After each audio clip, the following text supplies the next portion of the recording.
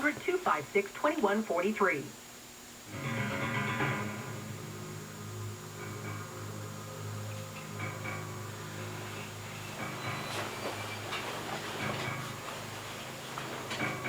And welcome back to Coast, George Norrie with Marielle Ford Clark as we talk about her latest work called Where After? Where do our loved ones go after they die?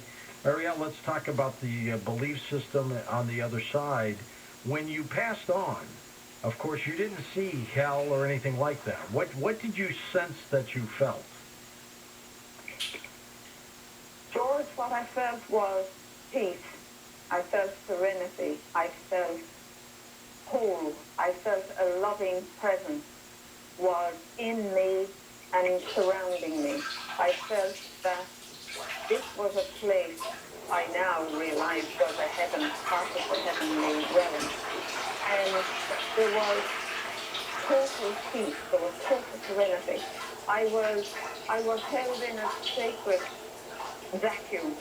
For me, it felt like hours and hours. I felt I had been there for a very, very long time. And I feel and I felt that I was being imbued with healing light. And this light, I now know, was the unconditional love of Creator. And that light, that love, helped me to heal and become whole again over the following year after my MBE. So for me, it was a loving presence. And from what I understand now, from all my research and from people I work with, and from those that I have studied under, like Deepak Chopra and Dr. Brian West, they all endorse that the most important thing after a near-death phenomenon is the feeling of love, and that we come back. And no matter how we were in our physical form before our NDE, we come back recharged. Some of us have come back where our spiritual and psychic gift has been awakened. Some people come back with music in their soul to write, even though they never read music, they never played an instrument. And we're sent back with a message. Some write books. Maybe this is where I've come in now, all these years later, that I've had the courage to put it all together, because I was guided by Spirit, the format of where every section in the book was going to go. And the first part of that, I suppose, George, was to show the scientific and the medical proof and the data there to endorse that the afterlife is real, and that the afterlife is for, as I said, for everyone. Do you come back as a changed person, Marielle? I believe I came back, George, for a reason, and I believe I came back a better person. I didn't. First of all, the most incredible thing was I had absolutely no fear of death and dying anymore. I had none whatsoever. And I think most people with most NDE experiencers, their fear of death is totally dissolved. Right. Because we have seen where we're going to go. We have been in that nucleus of divine love and light. And it is love that is going to be the key on our journey in the physical plane. And it is love we will return to in the spirit plane. If somebody is a murderer, serial killer in this current life, and they die, and you say there's no hell to punish them for what they did, what happens to them? Because they can't share and occupy that same heavenly realm that you have when you're a good person. What happens to the evil human? Okay. And that was my thinking about this lovely heavenly place. My theory, like you, was surely that, evil people, like the Osama bin Ladens, like the Hitlers, like the Mussolinis, that surely to goodness they're not going to be in the same plane as Mahatma Gandhi or Mother Teresa or someone that has really enriched the world because Right. of their presence in it. My understanding, George, from what I am being given by Spirit, is that when the soul leaves the body and goes to the spirit plane, there are many, many different spheres or different levels in the heavenly plane. And whatever vibration or frequency or mindset that you have on the earth plane, you will go to that earth plane. And for those that are wrongdoers and have created dreadful acts of violence and murder, they go to a very lower level of existence. But in saying that, my understanding from the spirit world is even those who are wrongdoers, that they will get a chance through intercession, through prayer for people here on, from the people here on earth, that they get an opportunity to grow towards the next level. But they must be a willing subject to grow and to arrive. Maybe it's like what I'm being shown, as even as I'm speaking to you, George, it's like a step ladder. There are so many rungs on the ladder. So you arrive in this level of your own frequency, because just because we move into the spirit plane or into the heavenly realm doesn't mean that we're going to be elevated to a higher echelon. What actually happens is we go to for those that have done huge wrong, they are punished in a way that it's not hell and brimstone, but they're devoid of a God light. They're devoid of this magnificent light of God. There is a spark of light, but it's up to them because all of them would have spirit guides and spirit counselors that would help them to grow to the next rung on that ladder, to grow. And they have to, it's like an ascension process, but it could take, while in our terms here on earth, you know, we're talking about hundreds of years, but in the spirit world, it could be just, it can be just maybe hours, years, rather than hundreds of years. And there is always room for growth with the soul that has tormented somebody on the earth plane. And in saying that, I understand also from the spirit world and from the messages that I receive that not every soul wants to ascend and go to the light. That they are quite happy functioning in their own darkness, in their old program of deceit, their old programs of thinking that they don't need anybody and that they are better and greater than anybody else. So with that type of, excuse me, Sure. with that type of program and mindset, some souls choose to remain on the lower levels, on the lower echelon, and they don't ever want to progress into the soul life. And in saying that, that would also mean that they do not want to better themselves, so that if they choose to reincarnate again, that they would correct the wrongdoings and the mistakes that they made in the previous lifetime. So it's quite a complex analogy to understand, George, but my guidance is very, very clear on that.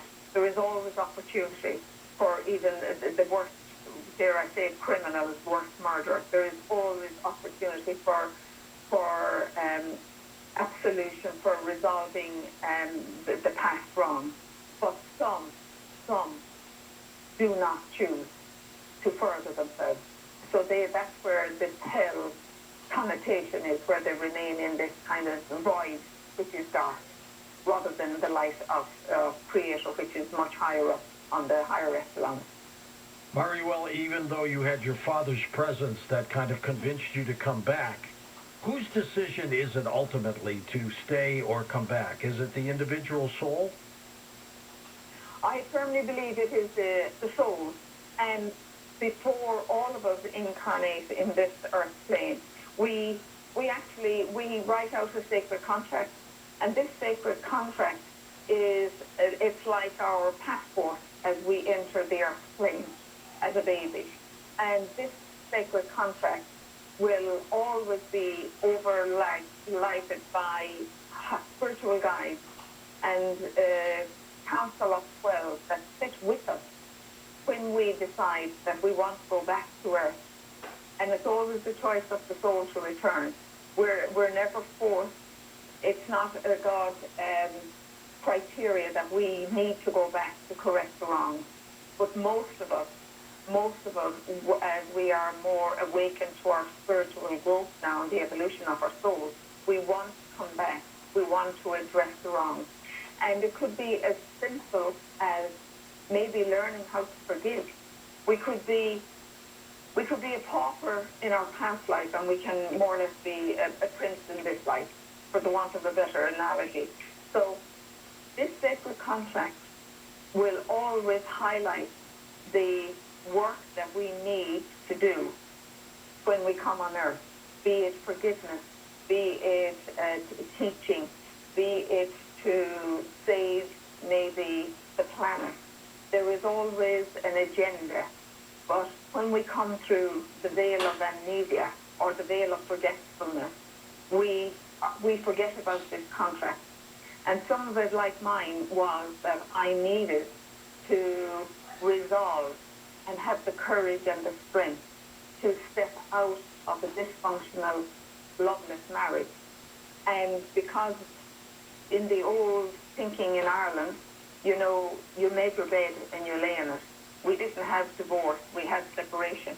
So one of my contracts, which I have been shown since by Spirit, was that I needed to have the courage, the power and the strength to leave that marriage and to set myself free, to do the real work that I signed myself up for. And part of that also, George, was that a few months after my NDE, I was actually going to end my own life. Oh, gosh, Miriam. Yes. No. And it was within 3 months, because when I returned from hospital, I suppose I expected a more loving briefing from, bless my ex, who has taught me a lot. But it wasn't there. I don't know, I suppose I expected a magic wand to wave over us and that everything was going to be beautiful from now on. He probably was incapable of doing that, I would guess. Absolutely. And you know what, George, I have blessed him many, many times. And I have learned so much from him because I needed to step into my own power. And for anyone who is in a relationship that is totally dysfunctional and is maybe abusive, part of our contract is that possibly that we will step out of it, and we will know that we deserve better, and that we will respect ourselves more. And so for the likes of my ex-husband, yes, he was incapable of that and of showing love, because he was a prodigy of his own rearing. Okay? So the night I was going to end my life, I had no concept of time, what I was going to do. I had 3 beautiful babies down in their beds, but I just wanted the pain and sadness of loneliness, the pain of despair. I was hiding. I could tell nobody my marriage was so bad. What made you not go through with it? What made you stop? George, would you believe my father, as I was stepping out the door with the keys of my husband's new car, and I had it planned, I was going to drive into the docklands in our city, which didn't have protective barriers at the time, and many accidents used to happen there. And just go right over. Okay. I was going to put my foot in the accelerator, close my eyes, and just go for it. Jeez. And I was leaving my front door, George. I was trying to open it, and my father's face once more came on the door. And I know people will probably say, this is not for real. My father's face appears right at the door, and his hand, the same hand that stopped me in my near-death experience appeared. And she said to me, she had a pet name for me and for the rest of the girls. And she said, Molly a Coochie, keep your powder dry. That in Ireland means, George, that, you know, settle down. Things aren't as bad. Keep your powder dry means you don't allow the water to wet it. So I knew that I was going out that door at around 2-ish in the morning when the whole world was asleep. And when I came round, I was sitting on my couch in the sitting room, and the clock was striking 5 in the morning. Wow, So 3 hours went by.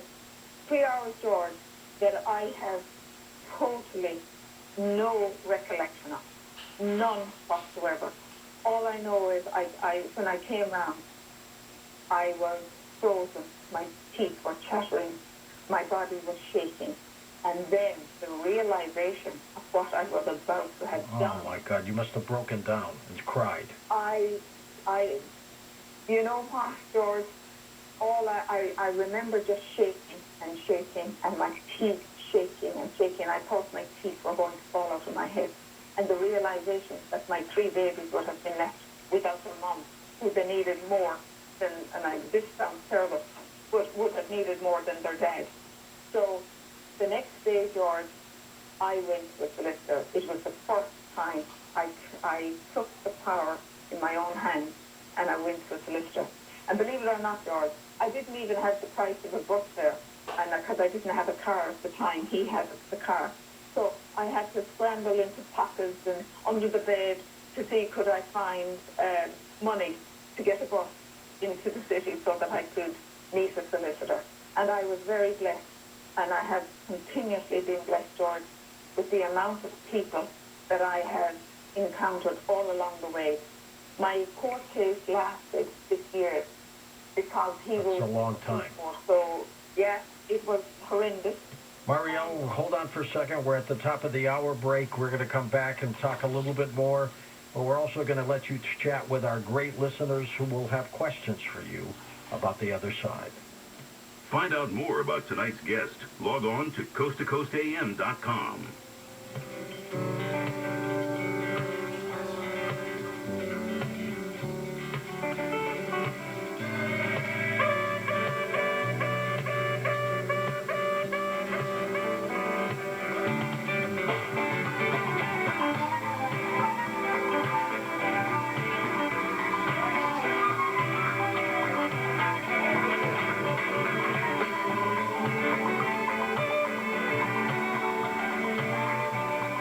We're going to be fine. That doesn't sound like you're going to be fine. We're going to be fine. The Tim Conway Jr. Show. It sounds like it's her last word. Weeknights at 6 on KFI.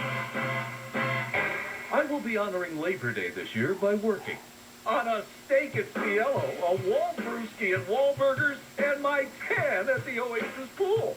And now, the top 5 reasons to visit Morocco. Number 5. Legendary Beach Boy Brian Wilson, live September 16th. This event will sell out. Get your tickets now. Number 4. Sapphire September giveaway. Get a 9.5-inch fry pan when you earn 500 points on your rewards card. The 6th or 7th. 3. Labor Day dining deals. Our shrimp tacos are huge on taste. Only $3.50 at Fiesta Taco. Labor Day weekend. Number 2. Battle for the gold. You could win up to $2,000 cash playing games with your rewards card. Friday, 6 p.m. to 2 a.m. And the number 1 reason. A Labor Day freebie. Rewards members get a Morongo spatula while supplies last. Morongo Casino Resort and Spa. Morongo. Good times. Contractor license 1047781. In the air conditioner marathon, you run till you drop. You can't fix it by just unplugging it and plugging it in again. Your AC is working its heart out for you. Your AC needs some TLC, tender love and care. It needs a ghetto rejuvenation. Rejuvenation. We're going to bring that air conditioner back to life. Ghetto will bring 6 critical systems back to factory specs and wash those outside coals the right way, not the easy way.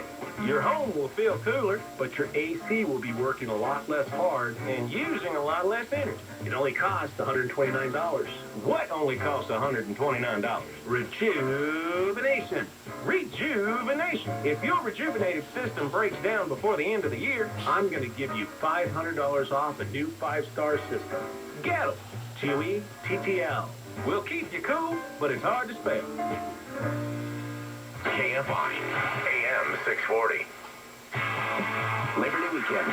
Be kind to everyone. Let's just give it a shot.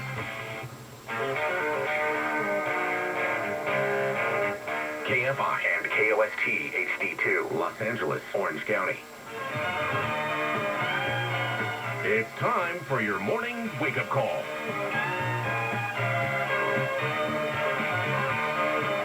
Here's Layla Muhammad.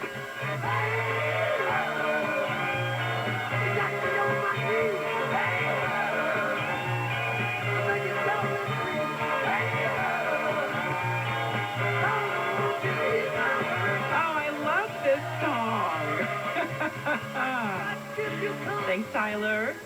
Hey, this is your wake-up call for Friday, September 3rd. It's Friday. Oh, my goodness. I'm so excited it's Friday. Hopefully you are, too. Oh, it's a holiday weekend. Some of you folks have Monday off as well. Yes, come on, Layla. Get it together, girl. I'm Layla Muhammad in for Jennifer Jones-Lee. It's KFI AM 640 live everywhere on the iHeartRadio app. We're following several big stories this morning. We have a lot to cover, so let's go ahead and dive into it. So a high-speed chase ends in a deadly multi-car crash in Koreatown.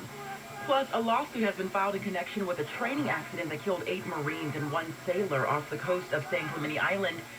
And San Francisco is going to try to pay people who are prone to violent crimes to keep them from shooting people. Yeah, we're going to tell you about that monthly payment, which is set to start next month. And then at 5:05, checking in on the latest on what's happening in the Northeast. We saw how the remnants of Hurricane Ida led to catastrophic flooding in places like New York and New Jersey and Pennsylvania. Plus, some tornadoes reported as well. So coming up, we're talking with ABC's Aaron Katursky about the latest on that. But right now, should we go ahead and get started? Thank you for that song. Yes, thank you, Eric Clapton. Okay, let's start with some of the stories coming out of the KFI 24-hour newsroom. 1 person has been killed and at least 5 others hurt in a high-speed chase that ended in a multi-car crash in Koreatown. The LAPD says officers with a human trafficking task force were working a case last night. They tried to pull over a car to question the people inside, but the car took off. Police chased them. They crashed into 3 other cars. The driver of a pickup who had nothing to do with the chase was killed in the accident.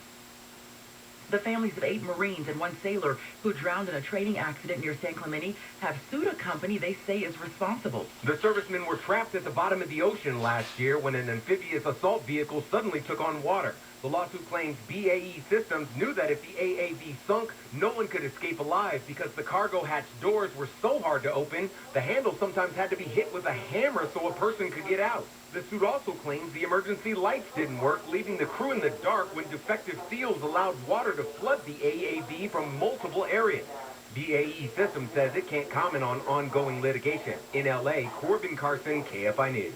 Better weather conditions in Northern California are helping firefighters who are battling that massive fire threatening South Lake Tahoe and other communities in the area. Douglas County Fire Marshal Eric Gavon says winds are expected to calm down even more today and into the weekend, which could really help fire crews. We hope we can get it and take advantage this time and, maybe squelch it a little bit. The wildfire has forced thousands of people to leave their homes. It's burned more than 210,000 acres and destroyed more than 650 buildings. It started August 14th. L.A. County Public Health Director Barbara Ferrer says there's been a drop in the number of weekly COVID-19 cases in the county, but it's too early to say if the latest surge is over. She says the Delta variant can infect lots of people, and while tons of people have been vaccinated, there are also a lot of people who have not been. Ferrer says the cumulative 7-day rate of new cases in the county is now 159 per 100,000 people, which is a 22% drop from the peak in mid-August of 204 per 100,000 people. Federal health officials are asking people to get the COVID-19 vaccine to protect kids who aren't able to get the shot just yet. As the number of COVID-19 cases increase in the community, the number of children getting sick, presenting to the emergency room, and being admitted to the hospital will also increase. CDC Director Dr. Rochelle Walensky is also encouraging teens who are old enough to get the shot to get vaccinated. She says the hospitalization rate for teens who aren't vaccinated is nearly 10 times higher than rates among vaccinated teens. And the UN Weather Agency says the world, and especially urban areas, had a brief and sharp drop in air pollution last year. It happened during lockdowns and travel restrictions put in place because of COVID-19. The World Meteorological Organization says the reductions in pollution were patchy, and in some parts of the world, some pollutants continue to be emitted at even higher levels. Now, when we come back, we're talking about the latest on the flooding in the Northeast, the tornadoes that have hit the Northeast, and we'll see what the efforts are underway right now to sort of return that area to some sense of normalcy. But right now, let's take a look at your drive. We have a problem in Ontario on the 60. Good morning, Nick. Good morning, Layla. It's going to be a rough ride first thing this morning, heading westbound on the 60, coming away from Euclid as you make your way beyond Ramona Avenue toward Reservoir, and that's due to overnight Caltrans work in the area. From Ramona Avenue to Reservoir, it was 3 of the 4 lanes that were shut down for overnight Caltrans work, and looks like CHP as well as Caltrans, they're on the scene wrapping up that overnight and early morning project. But right now, you're seeing a rough go of it as you come away from Euclid. It could run as late as 6 o'clock this morning, so give yourself a little extra time getting out the door this morning, or plan for the 10 westbound as an alternative to the 60 westbound. That is wide open for your drive as you come out of Upland, leaving Euclid, continuing through Montclair and the Pomona Fairplex area as you make your way toward the Kellogg interchange beyond the 57. KFI in the Sky helps get you there faster. I'm Nick Poliokini. All right, thank you, Nick. It's 5:06 on your Friday morning. Let's say hello to ABC's Aaron Katersky. Good morning, Aaron. Good morning, Layla. And you're in New York, right? I'm in New York. Ah, Aaron. Yeah, you know, and as I'm watching the images, even right now I'm watching the images while I have the national television shows on right now as I'm doing my own show.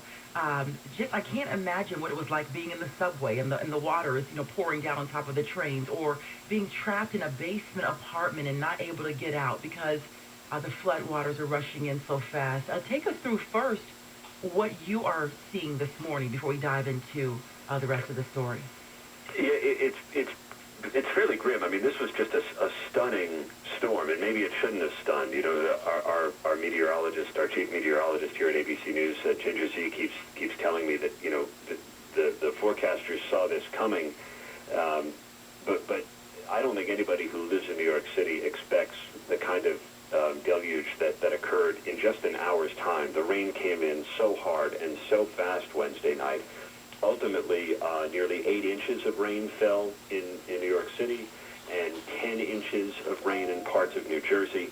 And as you say, you know, it gushed into the subways where 800 people had to be rescued. It inundated roads. It flooded basement apartments where most of the dead, you know, those who died were in basement apartments in New York City. Basements here are not like they are in the rest of the country. It's people's homes. In New Jersey, it was mainly people who were trapped in submerged cars, and you know, these were not like reckless people driving into floodwaters. It's just they were driving, and the rain came on so fast they had nowhere else to go. So it was a very intense period. And this morning still, there are you know, floodwaters lingering and you know, damage yet to assess. I mean, you touched on something that Ginger Z said, which was, you know, meteorologists say this, I think, in any storm. I lived on the East Coast many years. I've covered hurricanes. I've been a part of weather coverage for many, many years. And meteorologists will stand by that. They'll say, we told you it was coming. Now, maybe how quickly it fell, sometimes you may not see that, but were there warnings in place saying, hey, listen, if you're in a basement apartment, you probably should get out? Were people warned they shouldn't be? You know, people were, there was a warning. The National Weather Service says it issued its first flash flood emergency for New York City.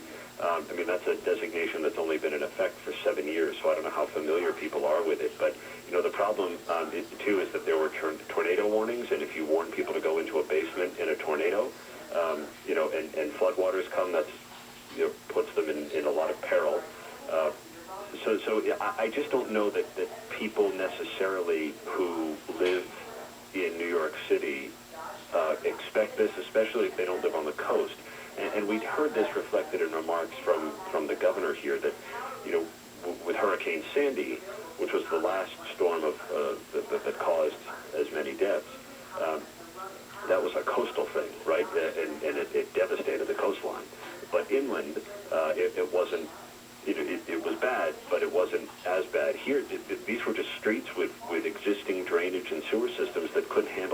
water.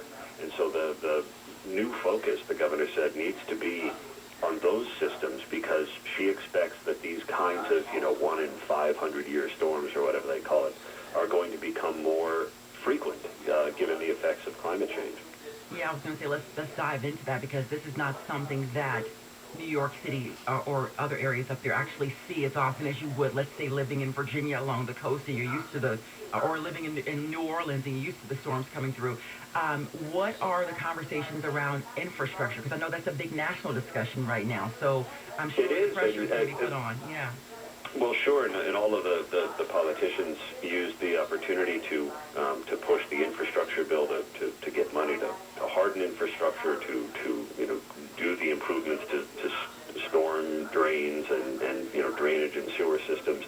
I mean, that's all fine. I'm sure it's true. I don't know that if you're, how many people are to me, there was a disconnect. I mean, I don't like when the politicians come through and and pitch legislation when they've got dead people behind them. So I find that a little unseemly. But it's not wrong, right? I mean, these things need to be improved. Obviously, existing infrastructure cannot handle the kind of weather that the country is in for,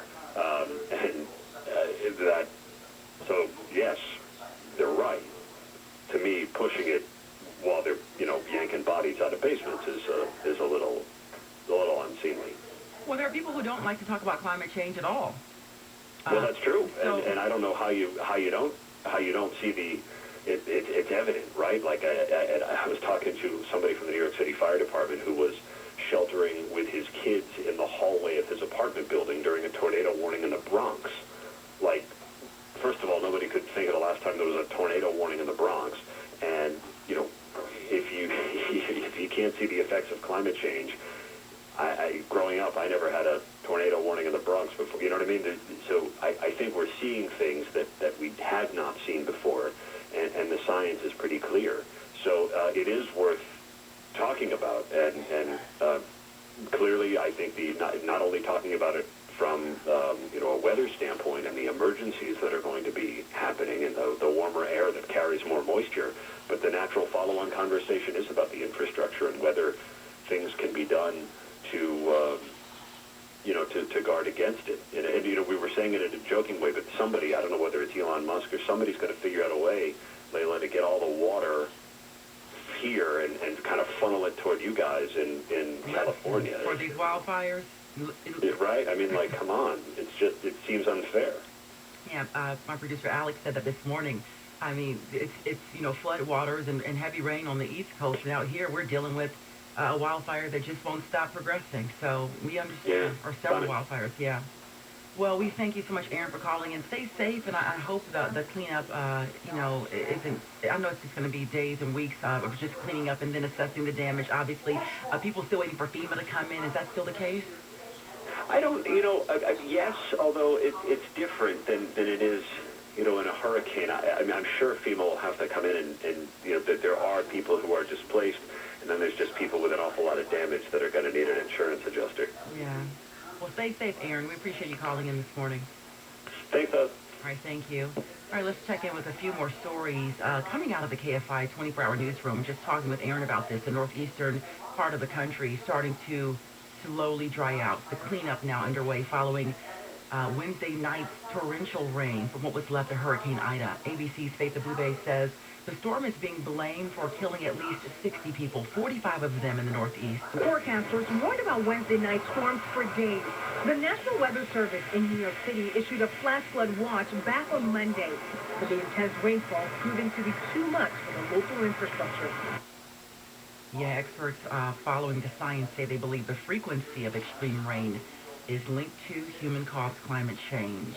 And the Air Force general who serves as commander of the U.S. European Command says they processed 155 flights from Afghanistan and taken care of thousands of people. We have 12,000 Afghan evacuees at Ramstein Air Base in Germany, 5,000 evacuees at Rhine Ordnance Barracks in Germany, 2,500 evacuees at Naval Air Station Sigonella in Italy, and 1,800 Afghan evacuees at NAV Station Rota in Spain. General Todd Walters says biometric and biographical screenings are done to make sure people are cleared by the Department of Defense, Customs and Border Protection, and the FBI. Now, when we come back, we're going to catch up with ABC's Caleb Silver talking about the August jobs report. Some optimism there, right? But there could still be a downside. But right now, let's take a look at your drive from the Southern California Toyota Dealers Traffic Center. We make it easy. Oh, a rough ride continues in Ontario on the 60.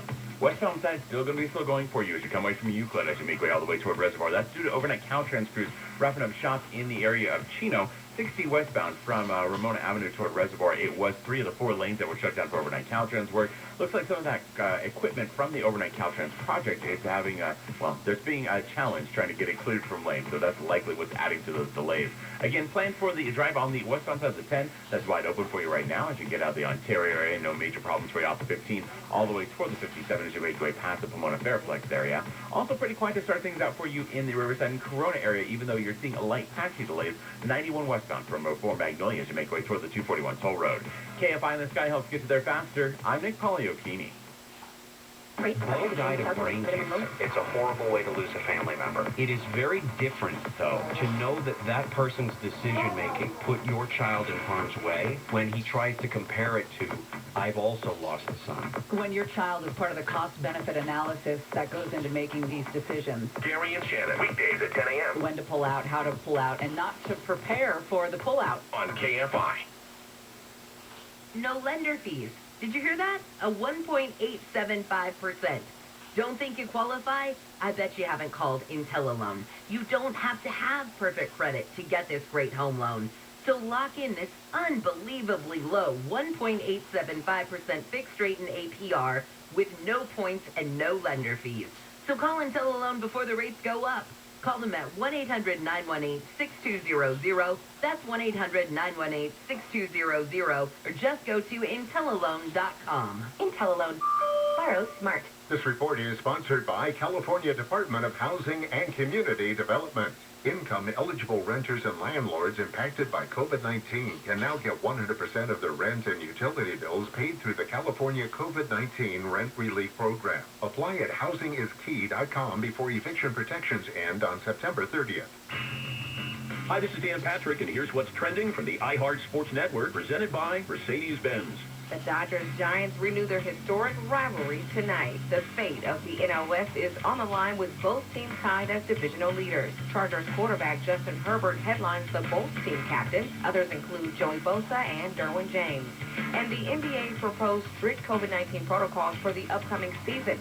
If approved, unvaccinated players may be tested twice on game days. I'm Missy Jordan. This family takes turns turning heads. Brains, beauty, and athleticism. All they need now is for you to drive off the lot. The Mercedes-Benz family of SUVs, 8 unrivaled vehicles waiting at your local dealer. Rick Edelman, award-winning radio host and founder of Edelman Financial Engines, takes questions on his radio show. Let's hear his advice on annuities. Hey, Rick, I'm looking for a good investment. Should I consider a fixed annuity? Well, fixed annuities aren't really investments. They're insurance products. You'll get a fixed rate of return from them, but it might not be enough to offset taxes and inflation. Most annuity contracts require you to keep the money there for 5 to 10 years, and if you're under age 59 and a half, any withdrawals are subject to a 10% IRS penalty. You should talk, therefore, to a fee-based financial advisor to see if an annuity is right for you, not someone who makes a living earning commissions.